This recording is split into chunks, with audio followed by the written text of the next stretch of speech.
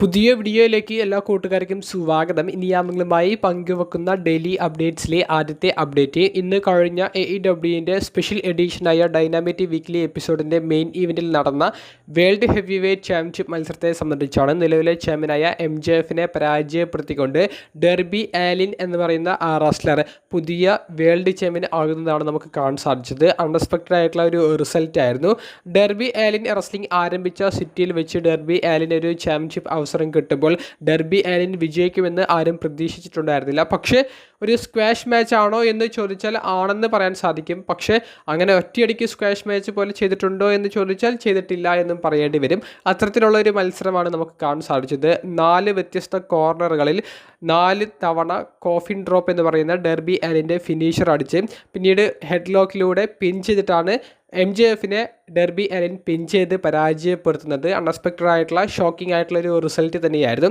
അതിനുശേഷം സ്റ്റിങ്ങിൻ്റെ ഒരു പിന്മുറക്കാരനായിട്ടാണ് ഡെർബി ആലിനെ എല്ലാവരും കാണുന്നത്. അപ്പോൾ സ്റ്റിങ് വരെ അവിടേക്ക് വരുന്നതായി നമുക്ക് കാണാൻ സാധിച്ചു. അപ്പോൾ എല്ലാവരും സെലിബ്രേറ്റ് ചെയ്ത ഒരു മൊമെൻറ്റും കൂടി കാണിച്ചിട്ടാണ് ആ ഡൈനാമിക് എപ്പിസോഡ് അവസാനിക്കുന്നത്.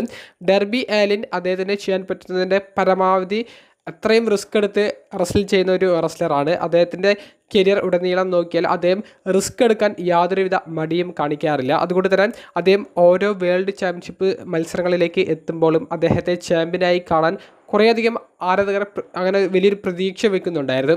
അപ്പോൾ പ്രതീക്ഷിച്ച ആ ഒരു സമയത്തൊന്നും ഡെർബി ആലിൻ ചാമ്പ്യൻ ആകുന്നത് കാണാൻ സാധിച്ചില്ല. പക്ഷേ ഷോക്കിംഗ് ആയിട്ടുള്ളൊരു ടൈറ്റിൽ ചേഞ്ച് ആയിരുന്നു ഇന്നത്തെ ഡൈനാമിക് എപ്പിസോഡിൽ കാണാൻ സാധിച്ചത്. മത്സരത്തെ സംബന്ധിച്ചും ഡെർബി ആലിൻ വേൾഡ് ചാമ്പ്യൻ ആയതിനെ സംബന്ധിച്ചുമുള്ള നിങ്ങളുടെ അഭിപ്രായങ്ങൾ കമൻറ്റ് ബോക്സിൽ രേഖപ്പെടുത്തുക.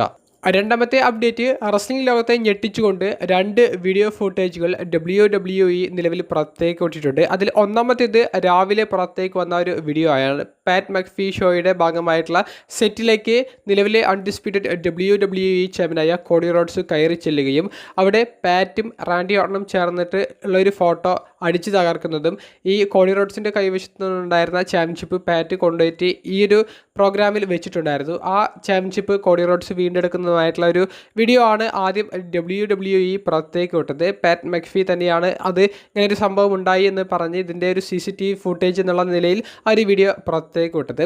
അതിനേക്കാൾ ഷോക്കിംഗ് ആയിട്ടുള്ള മറ്റൊരു അപ്ഡേറ്റ് വന്നിരിക്കുന്നത് WrestleMania 42 world heavyweight championship മത്സരത്തിന് വലിയൊരു പ്രൊമോഷൻ കൊടുക്കാൻ വേണ്ടിയിട്ട് നിലവിലെ വേൾഡ് ഹെവി വെയ്റ്റ് ചാമ്പ്യനായ CM പങ്കിനെ റോമൻ റെയിൻസ് രൂക്ഷമായിട്ടുള്ള വാക്കുകളിലൂടെ ആക്രമിക്കുന്നതായി നമുക്ക് കാണാൻ സാധിച്ചു. ഒരു കാറിനുള്ളിൽ ഇരുന്നു കൊണ്ടാണ് റോമൻ റെയിൻസ് CM പങ്കിനെ ആക്രമിക്കുന്നത്.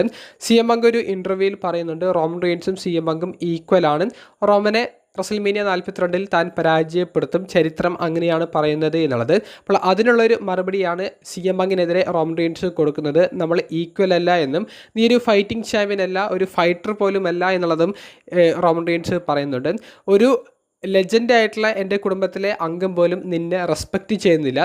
നീ നമ്മൾ ഈക്വൽ ആണെന്ന് പറഞ്ഞതിൽ യാതൊരുവിധ അർത്ഥവുമില്ല എന്നും നീ വെറും കമ്പനിയുടെ മൂഡ് താങ്ങിയായിട്ട് നിൽക്കുന്ന ഒരാളാണ്. കമ്പനി എപ്പോഴും നിനക്ക് ഫേവറായിട്ട് നിൽക്കാറുണ്ട്. ഞാൻ കമ്പനിയെ ഉയരങ്ങളിലേക്ക് എത്തിക്കാനാണ് എപ്പോഴും ശ്രമിക്കാറുള്ളത് എന്നൊക്കെ പറഞ്ഞ് വളരെ രൂക്ഷമായിട്ടുള്ള വാക്കുകളിലൂടെ CM പങ്കിനെ കടന്ന് ആക്രമിക്കുന്നതാണ് റോമൻ റെയിൻസിൻ്റെ വാക്കുകളിൽ നിന്ന് നമുക്ക് കാണാൻ സാധിച്ചത്. അതിനേക്കാൾ ഇൻട്രസ്റ്റിംഗ് ആയിട്ട് ഇത് മാറിയിരിക്കുന്നത് റോമൻ റെയിൻസ് ഒരു വീഡിയോ സോഷ്യൽ മീഡിയയിൽ പോസ്റ്റ് ചെയ്തതിന് ശേഷം ഇതിൻ്റെ ഒരു റീപോസ്റ്റ് ആയിട്ട് ഇപ്പോൾ പാറ്റ് മാക്ഫി അദ്ദേഹത്തിൻ്റെ ട്വിറ്റർ ഹാൻഡിലിൽ നിന്നൊരു അപ്ഡേറ്റ് പങ്കുവെക്കുകയുണ്ടായി. ഈ റസ്ലിംഗ് ബിസിനസ്സിനെ സേവ് ചെയ്യാൻ വേണ്ടി ഇൻ്റർനെറ്റ് റസ്ലിംഗ് കമ്മ്യൂണിറ്റിക്ക് വേണ്ടിയിട്ട് ഈ ശനിയാഴ്ച നടക്കാൻ പോകുന്ന റസൽമീനിയ 42 ശനിയാഴ്ച എന്ന് പറയുമ്പോൾ അമേരിക്കൻ സമയമാണ്.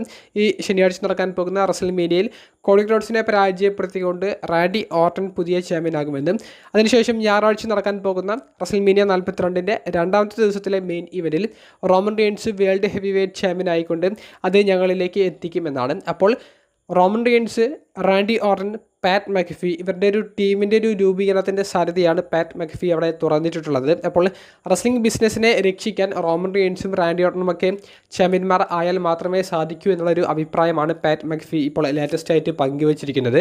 അപ്പോൾ റസ്ലിംഗ് ആരാധകരെ കുറേയധികം ഒരു ഫാൻറ്റസി തിയറി പോലെ കരുതിയതാണ് ഇവരെ 3 പേരെയും ടീം ആക്കിക്കൊണ്ട് ഒരു TKO നേതൃത്വം കൊടുക്കുന്ന ഒരു അതോറിറ്റി ടീമിനെ ഇൻട്രൊഡ്യൂസ് ചെയ്യുന്ന രീതിയിൽ. അപ്പോൾ ആ ഒരു അഭിപ്രായം തന്നെയാണ് പാറ്റ് മക്ഫി ഇപ്പോൾ ട്വിറ്ററിലൂടെയും പങ്കുവച്ചിരിക്കുന്നത്. ഇനി അതിലേക്ക് തന്നെയാണോ കാര്യങ്ങൾ പോകുന്നത് എന്ന് അറിയാൻ വെറും 2 ദിവസം വെയിറ്റ് ചെയ്താൽ മതി.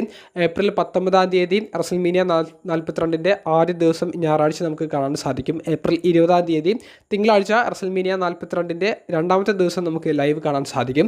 2 ഷോയും പുലർച്ചെ 3:30 മുതലാണ് നെറ്റ്ഫ്ലിക്സിലൂടെ ആരംഭം കുറിക്കുന്നത്. കണ്ടു തന്നെ അറിയാം എന്താണ് സംഭവിക്കാൻ പോകുന്നത് എന്നുള്ളത്. ഇൻട്രസ്റ്റിംഗ് ആയിട്ടുള്ള ഒരു റസൽമേനിയ മെയിൻ ഇവൻറ്റുകൾ തന്നെയായിരിക്കും ഈ വർഷമെന്ന് പ്രതീക്ഷിക്കുന്നു. വീഡിയോ സംബന്ധിച്ചുള്ള നിങ്ങളുടെ പ്രതികരണങ്ങൾ കമൻറ്റ് ബോക്സിൽ രേഖപ്പെടുത്തുക. അപ്പോൾ അടുത്തൊരു വീഡിയോയുമായി കാണുന്നത് വരെ ബൈ.